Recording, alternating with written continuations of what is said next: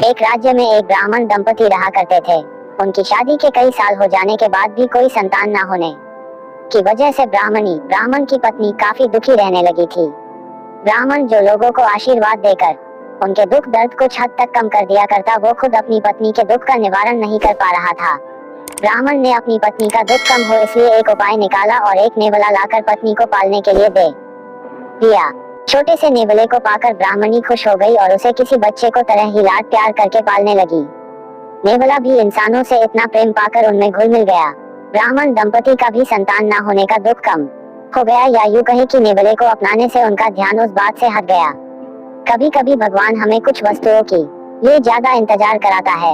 ऐसा ही कुछ ब्राह्मण दंपति के साथ भी हुआ, क्योंकि वो अपना गम जैसे तैसे भूल ही रहे थे कि अगले ही साल ब्राह्मणी ने एक सुंदर से बच्चे को जन्म दिया।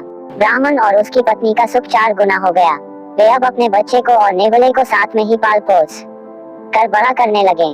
पड़ोसी उन्हें अक्सर सलाह दिया करते कि नेवले को बच्चे के साथ रखना काफी खतरनाक हो सकता है, क्या पता ये जानवर कब क्या कर बैठे।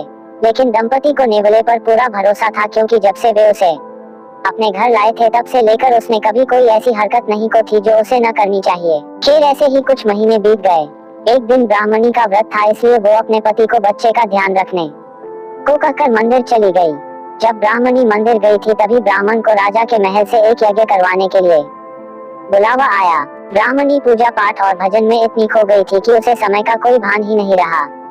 दूसरी तरफ ब्राह्मण अधीर हुए जा रहा था, क्योंकि राजा के महल से रोज रोज तो बुलावा आता नहीं था और राजा से इतनी बड़ी दक्षिणा, भोजन और दागिने मिलते थे कि उसके पूरे वर्ष की काम की भरपाई हो जाती थी। ब्राह्मण ऐसा मौका चूकना नहीं चाहता था। पत्नी का कोई अता पता नहीं था, इसलिए ब्राह्मण अपने पड़ोसी के पास गया तो वो भी गांव गए हुए थे।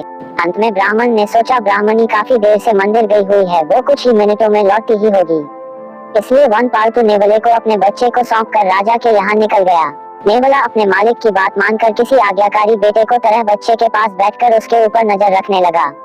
कुछ देर बाद बच्चे की पैरवी कर रहे नेवले की नजर बच्चे को तरफ तेजी से बढ़ते सांप के ऊपर पड़ती है और नेवला बच्चे को कोई नुकसान न हो इसलिए सांप पर पूरे जी जान से टूट पड़ा।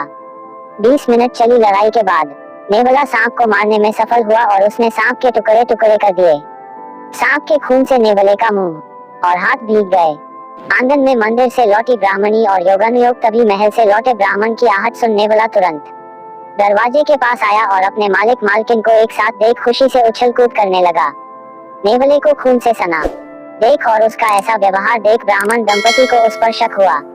उनके मन में अपने बच्चे के बारे में बुरे बुरे ख्याल आने लगे। उन्हें पड़ोसियों की वो बातें भी याद आने लगी। नेवला तो आखिर एक जानवर है और जानवरों का क्या भरोसा। ब्राह्मणी ऐसे विचारों के कारण रोने लगी तो ब्राह्मण का गुस्सा और ज्यादा बढ़ गया। उसने ना आगा देखा न पीछा, आंगन में पड़ा एक डंडा लिया और नेवले को पीट पीट कर मार दिया।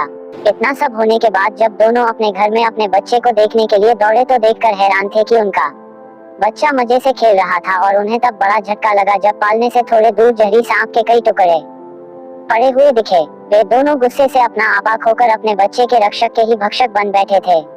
सच्चाई का पता चलते ही दोनों पश्चाताप की आग में जलने लगे। दोस्तों, पुराने जमाने की ये रोचक कहानी हमें वही पुरानी मगर काफी महत्वपूर्ण बात ही सिखाती है कि गुस्सा नहीं करना चाहिए, या गुस्सा आ भी जाए तो उस वक्त कोई फैसला या काम नहीं करना चाहिए, क्योंकि इतिहास गवाह है कि गुस्से से और गुस्से में लिए गए फैसलों से हमेशा अनर्थ ही होता है। हेलो दोस्तों, आपको कैसी लगी हमारी स्टोरी कमेंट करके बताएं, और यदि हमारी स्टोरी पसंद आई हो तो वीडियो को लाइक, शेयर और चैनल को सब्सक्राइब करने के साथ ही नोटिफिकेशन बेल को ऑन कर ले, जिससे हमारी आने वाली नई मजेदार स्टोरी आप तक पहुंच सके। धन्यवाद।